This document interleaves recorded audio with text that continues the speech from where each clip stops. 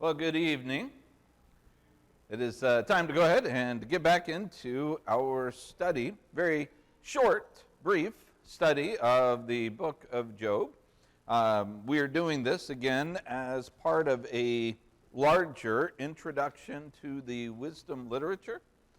So we've introduced wisdom literature in and of itself, and then we've spent some time last week beginning to look at what we call the story, Job's story. In effect, that might be kind of a misnomer, because is Job really a story per se? What is Job, the main base of Job?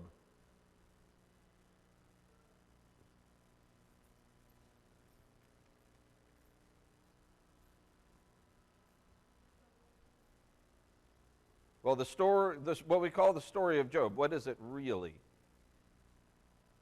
Well, yes, it's part of the wisdom literature, but is there a story, a narrative arc? Is there, some action and things that take place? What is it? When you're reading Job, what are you reading? It's a biography? Yeah, a conversation. Julia just said a conversation. That's all Job is. All that Job is, really, the main bulk of Job, is just a conversation that takes place between Job and three other guys.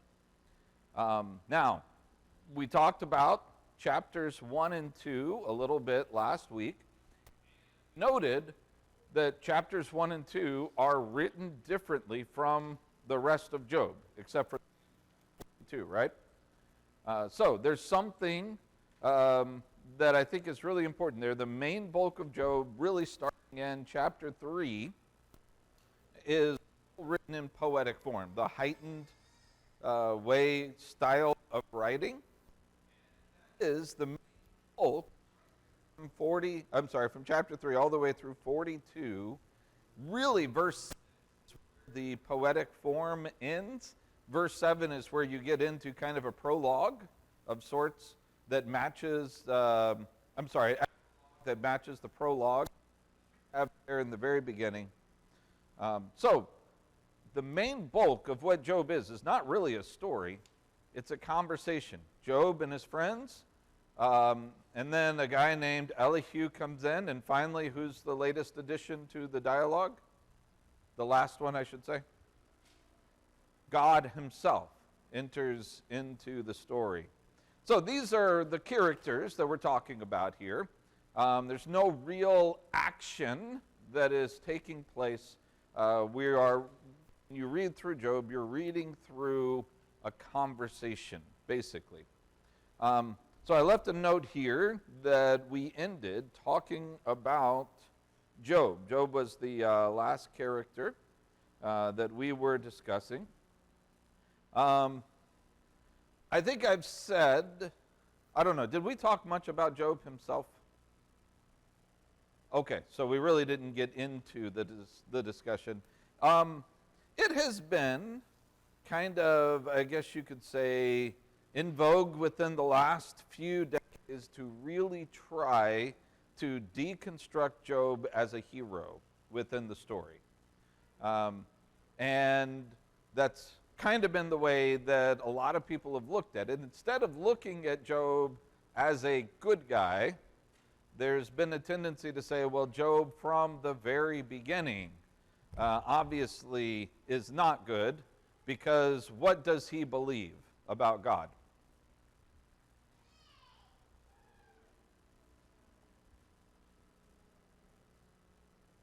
What does he believe about God?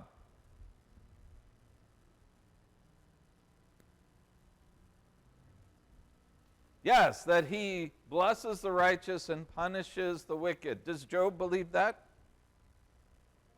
Yes, absolutely Job believes this. Who else believes this?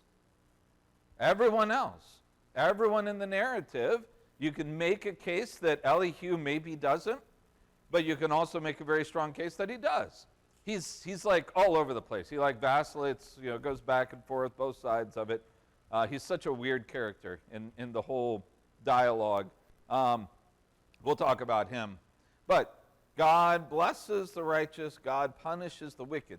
This is the base of understanding on which all of them assume that God works. This is what he does. Therefore, if somebody's going through really good times, what does that say about the person? They must be righteous. If they're going through really bad times, what does that say about the person? They must be wicked. Yep. So, this is the presiding thought, and Job and everyone else believes this. What's the problem, though, in Job? Okay. Job is going through all kinds of stuff that looks like punishment. Therefore, the presiding wisdom would assume God must be punishing him because he's wicked. And Job says that's not the case. Now, is Job trying to claim that he's never sinned? No. That whole discussion, that's not even a part of this discussion, right? It's not, has nothing to do with this. When he claims I'm innocent and says all of that, what he's saying is, I've done nothing to deserve the punishment that I've received. There is nothing that I've done that's as egregious as all of the things that I am going through. And so Job, the phrase is, he maintains his innocence, that he is blameless concerning the things that are taking place. And so a lot of people say, well, Job believes this and he teaches this. Therefore, even in phrases from the first couple chapters, I have heard people say you can't trust what Job says because Job is speaking under a misconception. What types of things does Job say in the first couple chapters?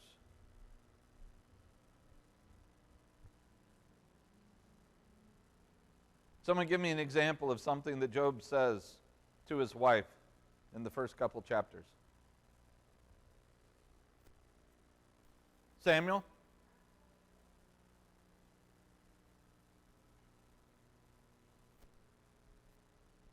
Job?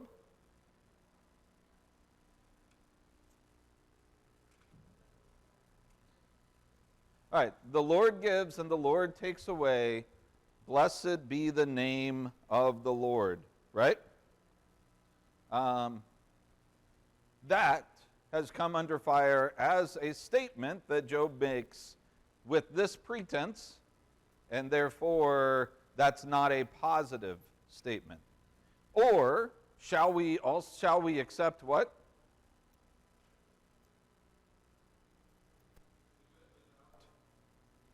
Accepting the bad or the evil, right? It's something else that Job says. Naked I came from my mother's womb, naked I will return. The Lord gives, the Lord takes away. Blessed be the name of the Lord. I would suggest that is completely missing the point of Job and his problems. In fact, doesn't it say very much in all of this, Job did not sin in what he had said? So I would be very careful when being around or listening or being instructed or whatever the case, when people are trying to deconstruct Job and paint Job in a bad light or a bad picture, I would be suspicious of that, because I don't think that the scriptures themselves are painting Job in a negative picture. This is a whole lot different from, say, we go to Jonah. Do the scriptures paint Jonah in a negative way? Absolutely. You follow through the story of Jonah, it's all over the place. Here, it's not. Everything that the Lord has to say about Job, in the way that it's described, in the way that the narrator it talks about Job, it's in a positive way. All right. Questions or comments about Job himself? Yeah, Joshua?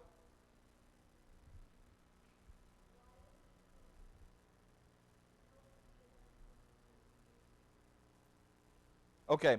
That just means going into death. just talking about coming into life and then leaving life, going into death. Yep. Yeah, Bruce?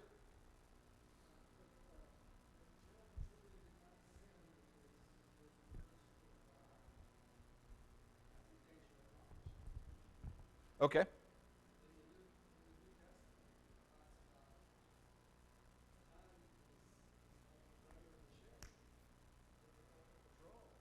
All right, so Bruce said if Job really did not sin with his words towards God, that's a great accomplishment. James tells us that that's a difficult thing. And what I would say is we're not talking about Job's entire life, that he never sinned with his mouth. All we're referring to are the things very specifically that are stated within the Job story. When Job said these things in chapters 1 and 2, he never spoke evil against God. And by the way, that's what it's referring to. Generally, he never. What is it that his wife tells him to do? Curse God and die. Curse God and die. Now, I don't think this is just simply because she's a vindictive, horrible person. Actions that have overcome her husband.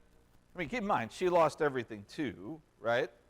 But that's more the way we think of it, not the way the story depicts it. I mean, I think it's important that we understand, that we have at least a little bit of a leash on what we're allowed to read in to things, because the story usually tells us, the narrative tells us how to think it often and what lines we should be reading between.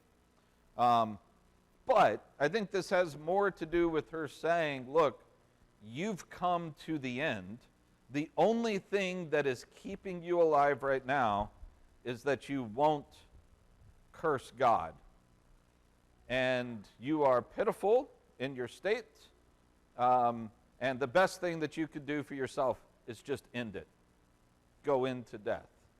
Let go of that final thing, the only thing that's holding you on to life.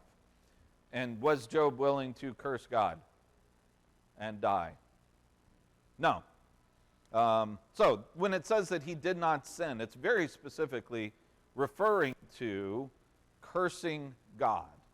The whole thing with Satan and God in the very beginning. All right, very good. So the next ones to talk about are Job's friends. And we at least mentioned these guys, right?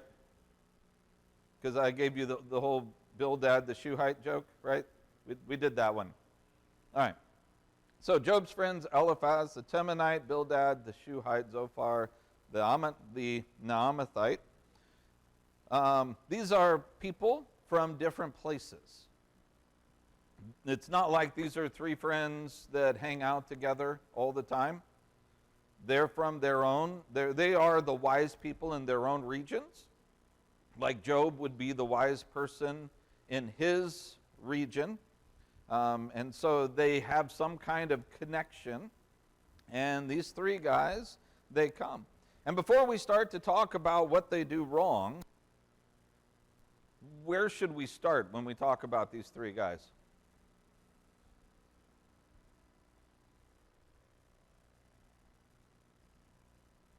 What they did right. What did they do right in chapter 2?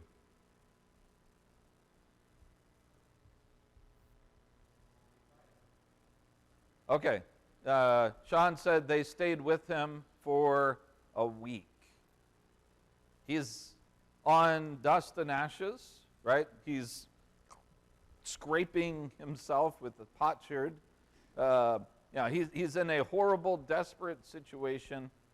And he's not speaking. His friends come, and they are there for what purpose? Why do they come? To help him, yes, very good. In what way does it specifically say that they came? I don't know what was just said. Okay, to mourn with him, and I think the real key is to comfort him. It's a really important word in the whole Job story, is the idea of comfort.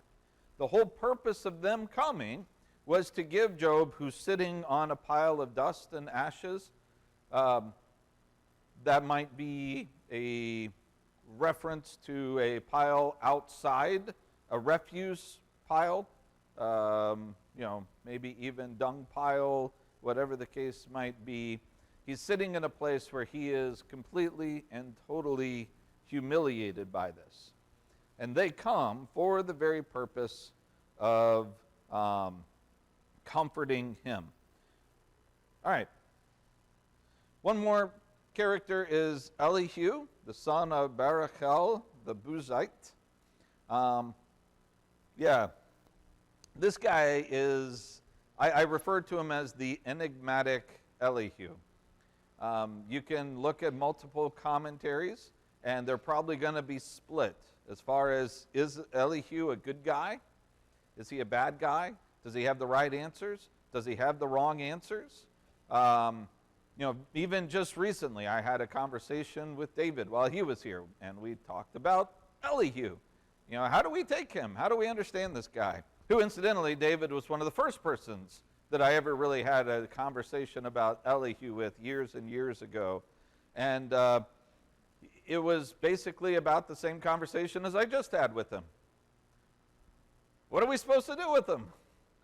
It is interesting, David pointed out that the older an individual is, usually they see Elihu as a young whippersnapper, know-it-all, who doesn't know what he's talking about. And usually if you're younger, you see Elihu you kind of put him with those older guys and, missing the point and just repeating a bunch of the things that they're saying. Because that's what he does. He says things on both sides, and it's hard to get a good grasp of what part that he's playing. But we'll talk about him. All right, let's get into the story itself. The story itself is actually pretty simple. 42 chapters, but it's actually really simple. The first couple chapters is really what we would call the challenge section. Again, chapters 1 and 2. Is it written in poetry style? First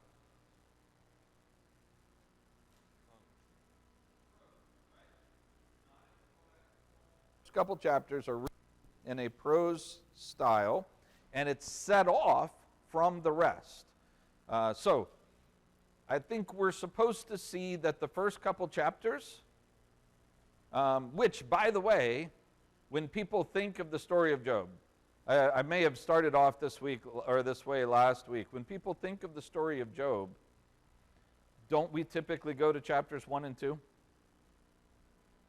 Anytime you talk about Job, we talk about God and Satan. And usually when we think of Job, Satan's the main character, isn't he? When we think of the story of Job, what takes place in Job. Yeah, Satan's one of the main characters. And we think about God and Satan, the challenge that takes place. We talk about Job losing everything. Job's wife, we usually think of her as a character, and she has a very minor speaking role. Yes, she does. She's a very, very minor character in the entirety of the story itself. But usually the amount of attention that goes into chapters 1 and 2 balloons the rest of Job until you get to really chapters 38 through 42. The rest of it's kind of flyover territory. We don't spend as much time at all really past chapter 3. Maybe we'll give chapters 1, 2, and 3 Job's statement where he finally speaks, and then we'll skip to the end and talk about it. But the bulk of Job does not have God as a character, does not have Satan. He's only there in the first couple chapters. Does not have Job's wife. The bulk of Job is written in poetic form, set differently from chapters 1 and 2. And actually the end of chapter 42 as well. So, all we're getting in chapters 1 and 2 is just a little peek behind the curtain. Chapters 1 and 2 are there simply to set up the dialogues. That way, when you get into the dialogues, you're not asking the question, What's wrong with this guy? Why is he complaining? Why is he talking about how much he's being punished? And why are his friends talking about how much he's being punished and what he needs to do and all of that? Chapters 1 and 2 just simply answers that question for us real quick, tells us what's going on so we can get to the main event. And the main event really begins in chapter 3. Chapter 3 is Job's lament. And it's not a typical lament in the style of what we talked about with the Psalms and such, because those laments usually typically have what in them?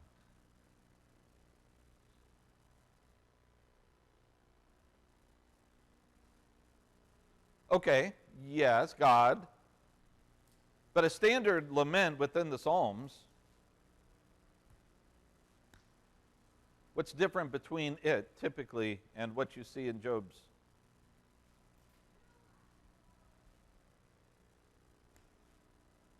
Maybe we need to do a study on the Psalms or something. Maybe that'll help. Yeah, usually in the Psalms, in the laments, isn't there a point where it turns? Isn't there hope? Isn't there a point in which he says a vow of praise or some sort? There's going to be a happy ending. They lament because they have absolute trust and faith that things are going to be fine. Or, in most cases, the lament is written after the fact. After they've made it through and they look back and they write about what it is that God has done for them. Not so here. This is just absolutely, strictly a woe is me from the very beginning. Job's friends come and they spend 7 days with him. How much do they say in those 7 days? Not a thing. Who's the first one to open his mouth?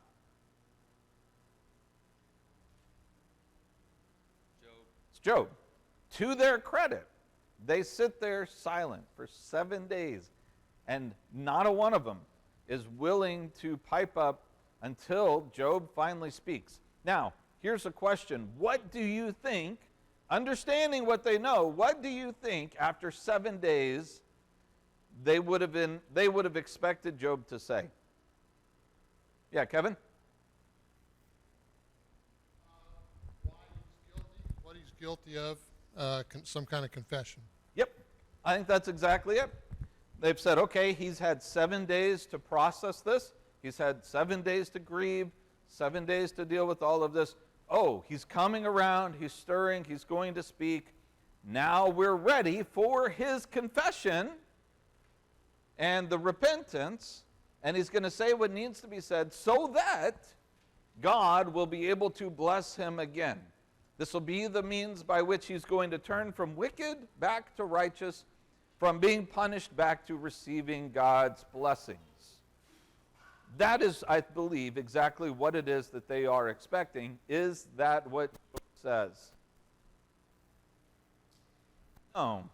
In fact, it's a much, much darker turn. May the day I was born perish. The night they said a boy is conceived.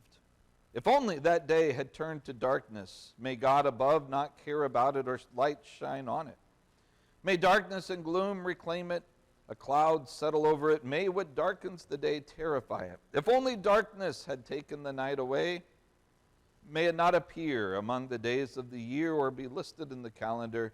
May that night be barren. May no joyful shout be heard in it. Verse 11, why was I not stillborn? First he condemns the night of his conception, now the day of his birth. Why didn't I just die when I came from the womb? Why did knees receive me? Why were there breasts for me to nurse? I would certainly be lying down in peace. I would be asleep and I would be at rest.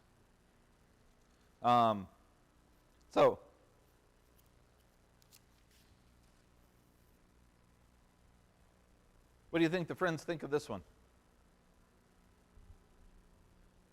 He's lost his mind.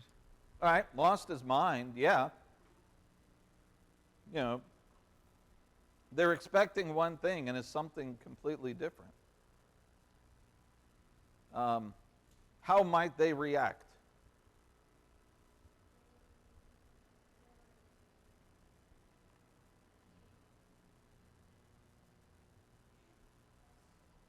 Yep.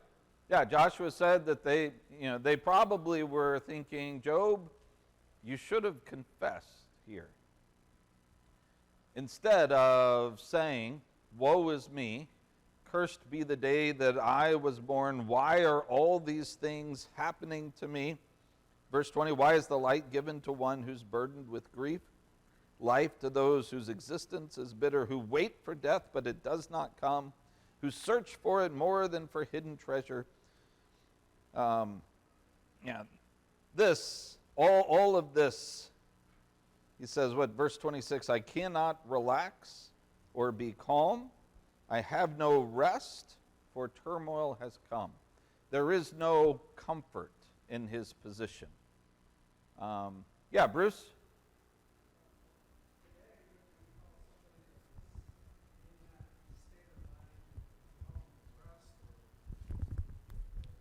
Would we call them depressed? Well, absolutely, that would be a part of it. This would be depression stemming from, an event. There's a definitive cause, for this. But yeah, this is grief and sorrow that is coming out. The friends probably assumed that he would have worked his way through all of that in that 7-day period of time. Instead, he's saying the exact opposite. And you can tell that his three friends, as you enter in the dialogue, starting in chapter 4, his friends are actually very gentle with him in the very beginning. As you go through the standard procedure through Job, after this, Job gives his lament in chapter 3. Moving forward, each friend is going to have a say. They're going to say something.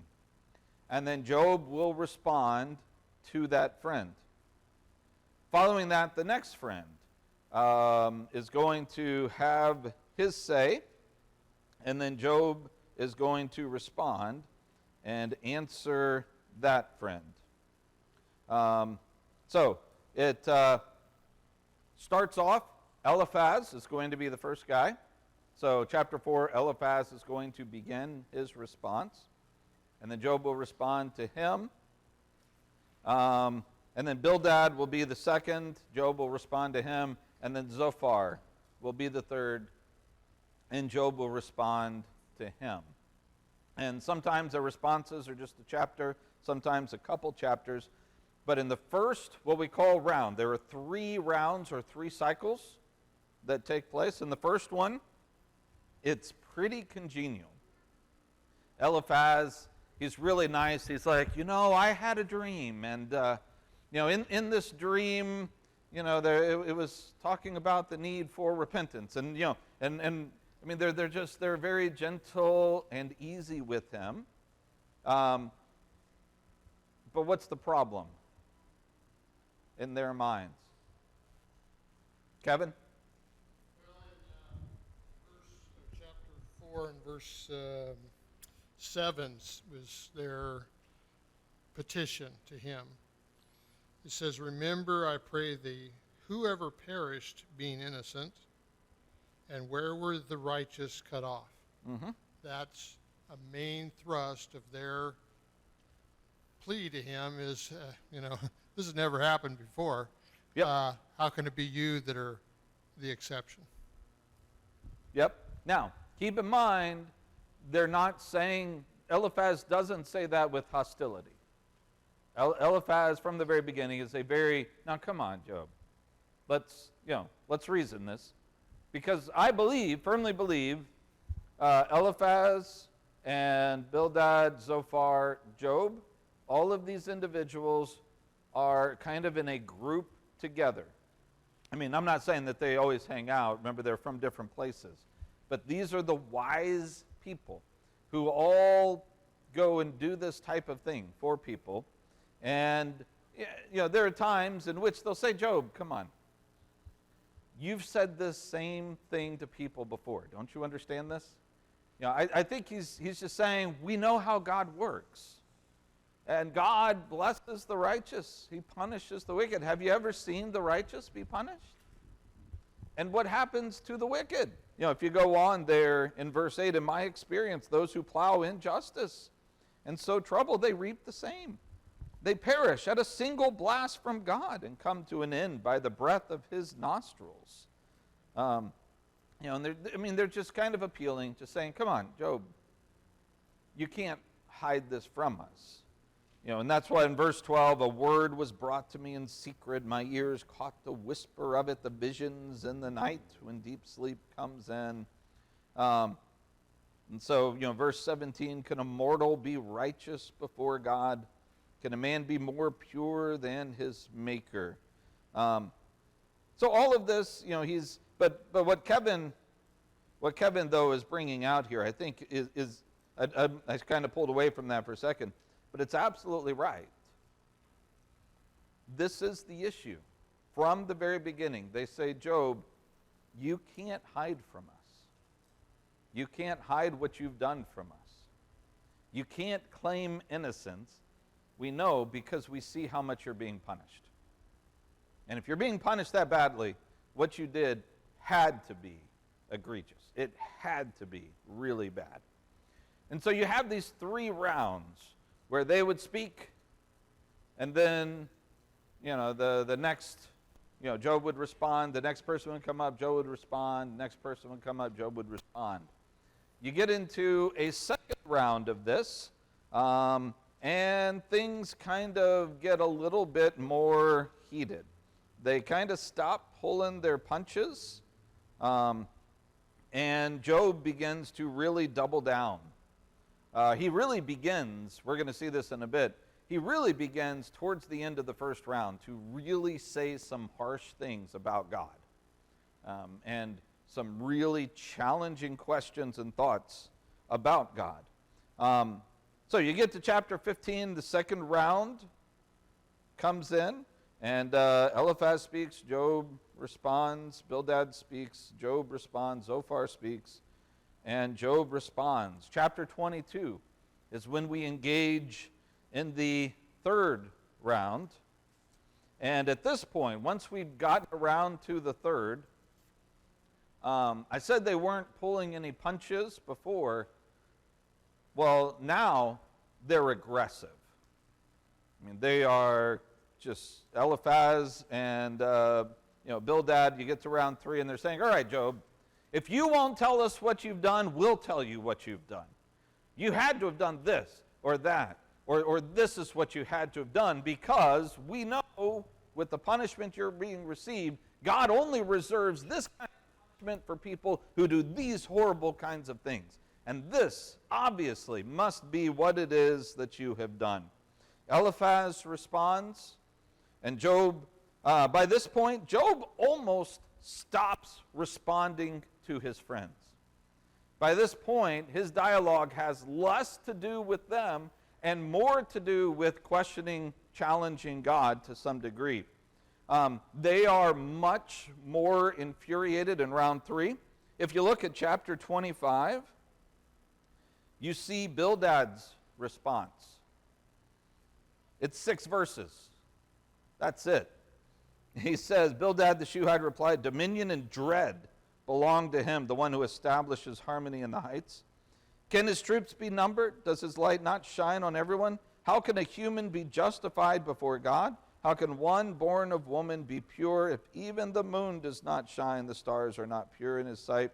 How much less a human who is a maggot, a son of man who is a worm. Just saying, Job, you're being absolutely ridiculous. And that's all he has to say. And then Job responds after that. And hold on. Wait. Where is Zophar? Oh, that's right. Zophar doesn't even say anything in the third round. He is so mad, so angry, so just fed up with Job, he doesn't even have a response for him. He's like, you know what, if you're not going to listen, I'm not going to waste my breath. He doesn't even say anything. Usually what I say at this point, if we're teaching through Job, I just say, well, we get to the end and there's no Zophar so far. So that's my one that I like to throw out there. Anyway, take that for what it's worth. But yeah, Zophar doesn't even speak up. That's how upset and angry this whole situation is. And so, chapter 27, it's just all it says is Job continued his discourse and kept on going. I think in chapter 28, you have this framed in what Job is saying. Chapter 28, it's framed in what Job is saying, as if Job is saying this. But it seems to have a different feel to it. And it's almost asking the question, where can we find wisdom?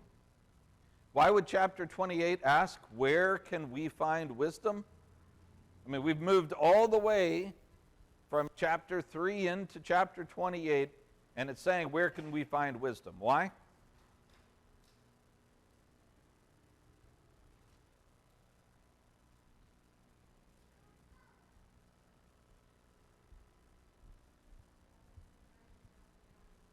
All right, because his friends don't have it.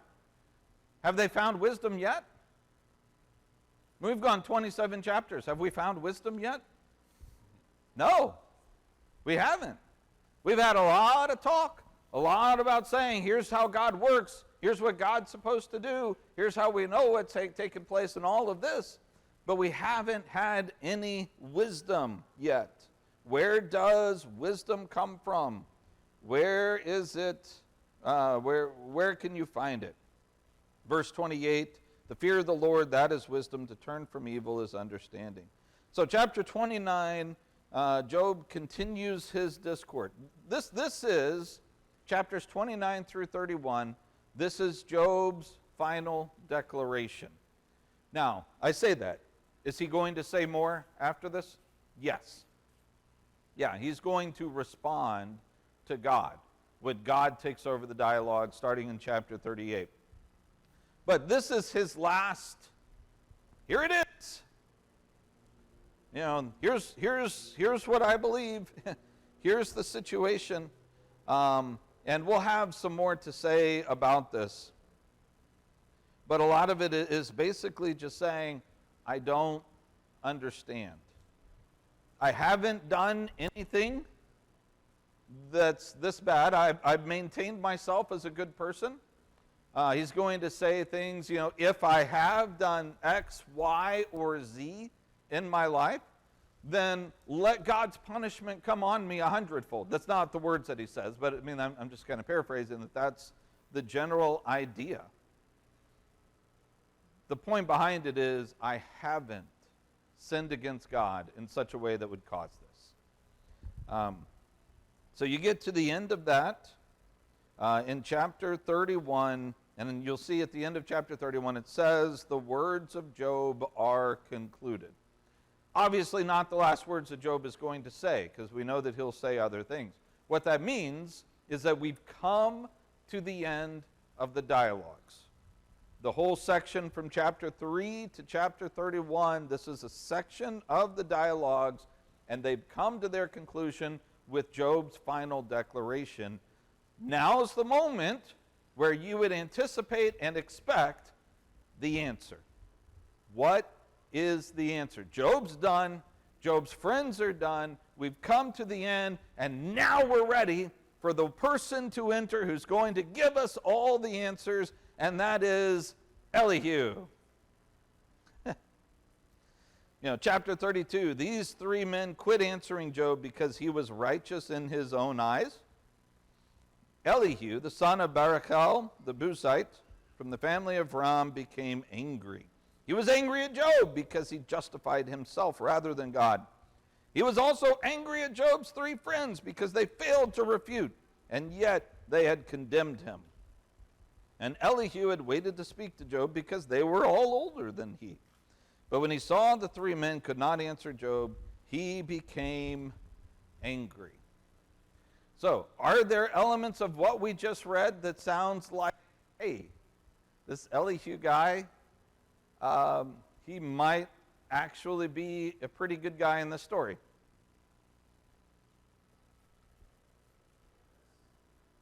Yeah. Yeah. How long has he been sitting waiting for them to talk before he speaks up? Quite a while, right? It wasn't even like they went through the rounds and he held up his hand. You know, after you go through the first round, and then Eliphaz started speaking, and he says, hey, whoa, hold on. What about me? Isn't this my turn? You already spoke. You spoke. Bildad spoke. Zophar spoke. My turn. Oh, he sat there through 3 entire rounds because he said, you're older. And I defer to you. I defer to your wisdom. Is there anything about this that would make you think that he's just a young little whippersnapper?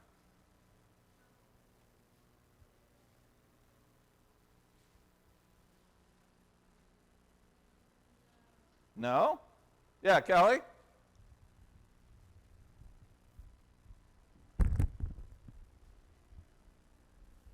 He knows a lot. He's in that. He's got the tone of that 18 to 24-year-old. Like, Yeah, the know-it-all who's sitting there, and you could almost see him sitting there through 3 rounds, just sitting there like, what? No, that's, what? That's not, no, whatever, you're the wise one. Come on! That's, God! I can't take it anymore! Shut up, it's my turn! Right? Don't you kind of get that? Isn't that what he says there at the end? He says, when he saw the 3 men could not answer Job, he became angry. I don't know, where'd my pen go? I just threw it.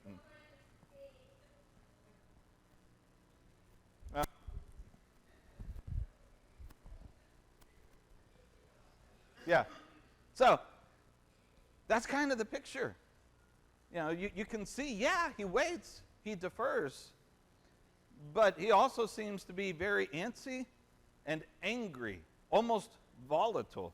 And you see the way that he upbraids these people and how he talks to them.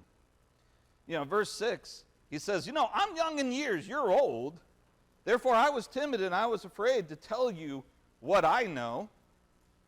And I thought age should speak, maturity should teach wisdom, but it is the spirit in a person, the breath from the Almighty that gives anyone understanding. It's not only old and wise or the elderly who understand how to judge. Therefore, verse 10, what does he tell them? Listen to me, right? I will declare to you what I know. Can you see why older folks might read through this and see a young little whippersnapper, thinks he knows everything, needs a little more attention, I guess? And he goes on. He says, verse 12, I paid close attention to you, yet no one proved Job wrong. Not one of you refuted his arguments. So don't try to say, we found wisdom, let God deal with them, not man. Job has not directed his argument to me. I will not respond to him with your arguments. Job's friends are dismayed. They can no longer answer. Words have left them. Should I continue to wait that they are silent? Now they stand and no longer answer. I will answer, and I will tell you what I know. For I am full of words, and my spirit compels me to speak. So, yeah, there's quite a bit there, isn't there? It talks about this brash young man who thinks that he has all the answers. And here's the crazy thing. He speaks chapters 32 through chapter 37. Do you think he's going to say things that sound like this? He absolutely is going to have comments that sound just like the friends. But here's the crazy thing. He also is going to have comments that sound a lot like the things that God is going to say when God comes onto the scene. It's like he has his feet in both sections, the wisdom of the friends and the wisdom of God. He has his feet in both of those places. And it's almost as if he stands as some kind of a middle ground. And you read through here and you say, oh, well, Ellie, you just espoused this, so obviously you're wrong. And then he'll say something that God is going to later quote. And you're like, oh, well, that was pretty wise right there. And it's difficult to really gauge and grasp exactly what are we supposed to think about this guy. Now, I can't remember if I have this later on or not. I'm trying to remember. But one of the greatest things that Elihu accomplishes for us really comes in chapters 36 and 37. Let's see here. I'm not sure exactly where it begins, but I want you to notice some of the language. Let's see, verse 22. Look how God shows himself, exalted by his power. Who is a teacher like him, who's appointed his way for him, who declared, you have done wrong. Remember, you should praise his work, which people have sung about. All mankind has seen it. People have looked at it from a distance, yet God is exalted beyond our knowledge. The number of years cannot be counted. For he makes the water drops evaporate. They distill the rain into its mist, which the clouds pour out and shower abundantly on mankind. Can anyone understand how the clouds spread out, or the thunder roars from God's pavilion? See how he spreads his lightning around him and covers the depths of the sea, for he judges the nations with these. He gives food in abundance. He covers his hands with lightning and commands it to hit its mark. The thunder declares his presence, the cattle also the approaching storm. My heart pounds at this and leaps from my chest. Just listen to his thunderous voice and the rumbling that comes from his mouth. He lets it loose beneath the entire sky, his lightning to the ends of the earth. Then there comes a roaring sound, and God thunders with his majestic voice. He does not restrain the lightning when his rumbling voice is heard. God thunders wondrously with his voice. And he does great things we cannot comprehend. For he says, to the snow fall to the earth. To the torrential rains, his mighty torrential rains serve as his sign to mankind, so that all may know his work. The wild animals, they go to their lairs, they stay in their dens, and the windstorm comes from its chamber, and the cold from the driving north winds. Ice is formed by the breath of God. Watery expanses are frozen. He saturates clouds with moisture, scatters the lightning with them, and they swirl about, turning round and round at his direction, accomplishing everything. He commands them over the surface of the inhabited world. He causes this to happen for punishment for his land or for his faithful love. Listen, Job. Stop. Consider God's wonders. Do you know how God directs his clouds? How he makes the lightning flash? Do you understand how the clouds float in those wonderful works of God, who has perfect knowledge?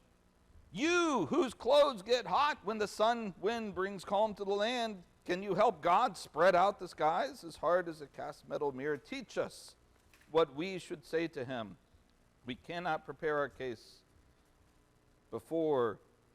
because of our darkness. Should he be told that I want to speak? Can a man speak when he's confused? Now no one can even look at the sun when it's in the skies, and after a wind has swept through and cleared the clouds away, yet out of the north he comes, shrouded in a golden glow. Awesome majesty surrounds him. The Almighty, we cannot reach him. He is exalted in power. He will not violate justice and abundant righteousness. Therefore, men fear him. He does not look favorably on those who are wise in heart.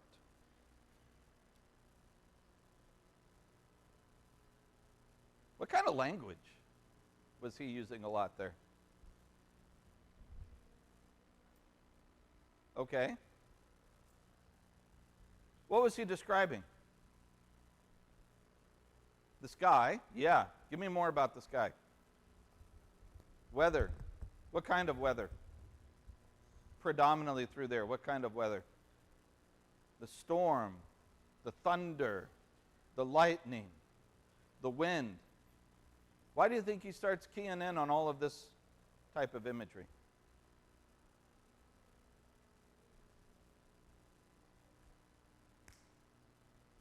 Okay, it shows God's power. Give me a more practical reason.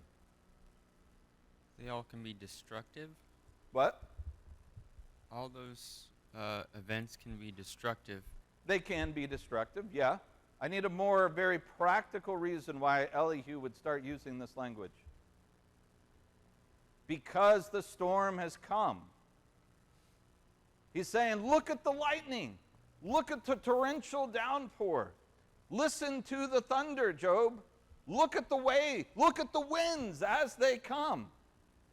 You can almost read through this, and as you start in on chapter 37, you can kind of almost see the rain start to come and the thunder as Elihu's trying to speak. And then as you know how storms approach, well, I don't know, maybe you guys out here don't know how storms approach and get bad.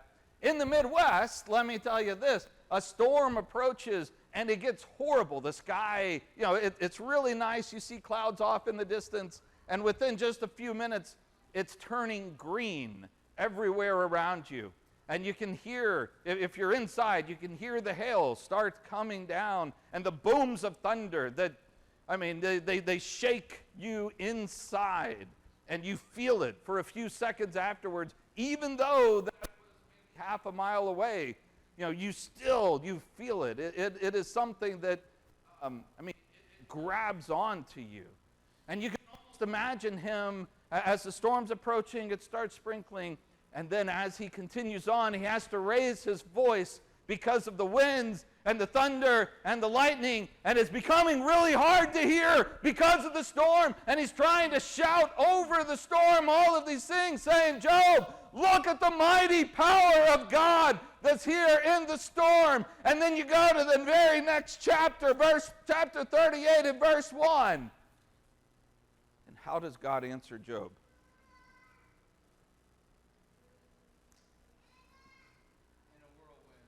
God answers Job from the whirlwind, from the tornado, from the power of the storm. What Elihu ultimately does is he introduces the Almighty. Whether he's good, whether he's bad, just don't worry about any of that discussion. What he does is he transitions us away from a place where you're asking, where in the world is wisdom? We can't find it. And then Elihu transitions us and takes us to the whirlwind from which God answers Job. That, I think, is the power of seeing how the storm enters in and the way that God comes in a storm, which is a way that God often shows up. In the storm, in the cloud, whether it be Genesis chapter 3, that I think the proper understanding, instead of the cool of the day, I think it should be the storm of the wind, is, when God shows up before Adam and Eve from the very beginning. We talked about the transfiguration just a few days ago, when God comes in that bright cloud, a sense of judgment that God comes in that regard. And then next week, we'll begin by talking about God's answer and what that answer means. All right.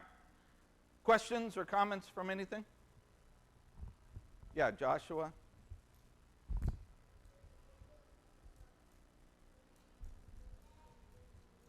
Uh-huh. Yep. Oh, then that video got it wrong because Job never curses God.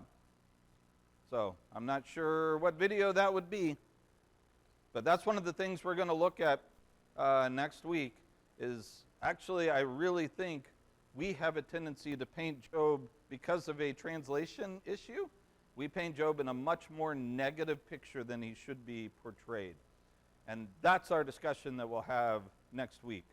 All right, good class, guys. Richard, we turn it over to you. All right, thanks a lot, guys.